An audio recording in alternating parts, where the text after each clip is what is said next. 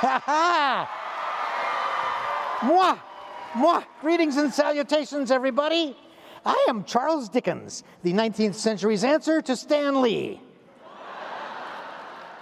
Well, thank you, Mr. Dickens. I am a huge Muppet fan, and it is an honor to be here today as we celebrate 30 years of the Muppet Christmas Carol. Now, Yeah! Hello, everybody!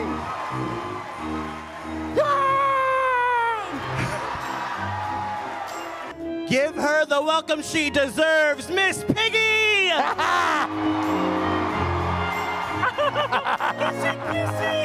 Yeah!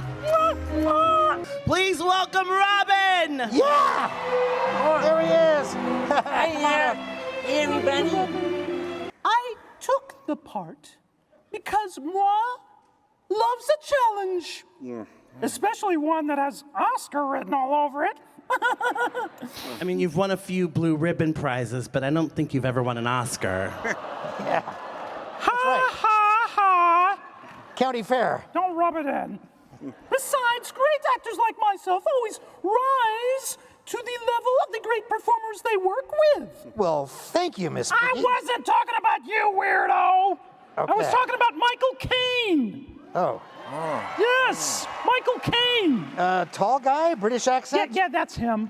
Please help me welcome the director of the Muppet Christmas Carol, Brian Henson. It's truly an honor to welcome the legendary Paul Williams.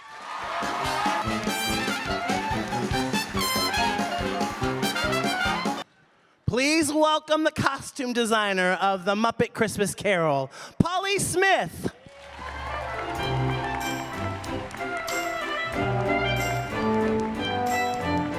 Please welcome Dave Goals.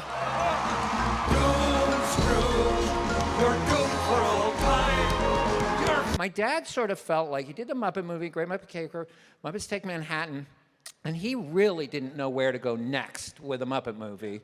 And then, of course, having him no longer with us, and now we don't even have him thinking, what are we going to do next with the Muppets? We were really scared and careful. And what we realized by really embracing Christmas Carol and really creating a whole new world that wasn't our world, but has the Muppets in it and has the actors, that we could do something very fresh and different. And then we really fell in love with it.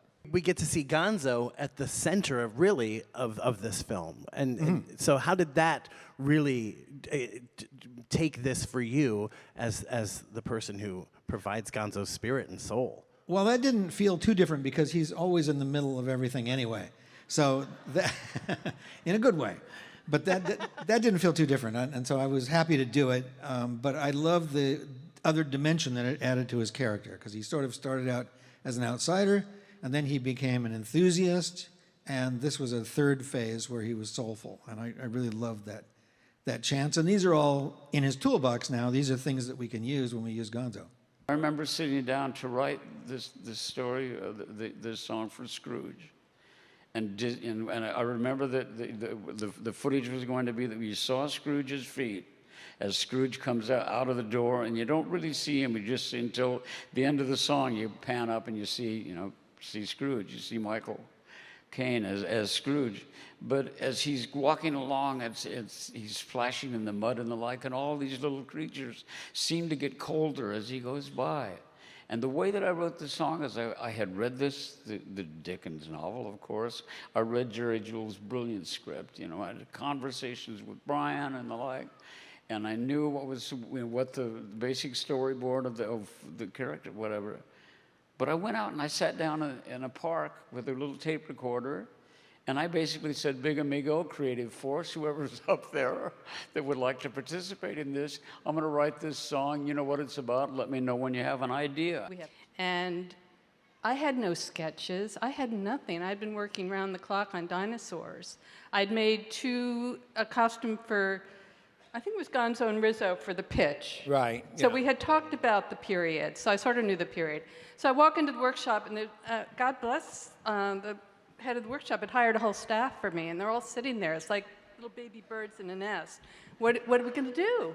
So I thought, okay, I know the period. All the male puppets are going to need a shirt. So I photocopied from my costume research thing a shirt pattern, and I said, okay, everybody start making shirts, pulling fabrics out of their drawers.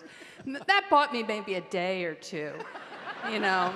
So then I started photocopying actual costumes from, you know, the clothing and assigning them to characters. So then they would have at least have patterns to work on.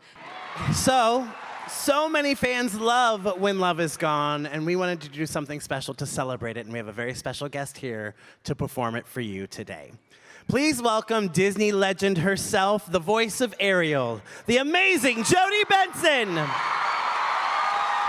The love is gone, the sweetest dream that you have ever known. The love is gone, the love is gone. With glass raised to toast your health.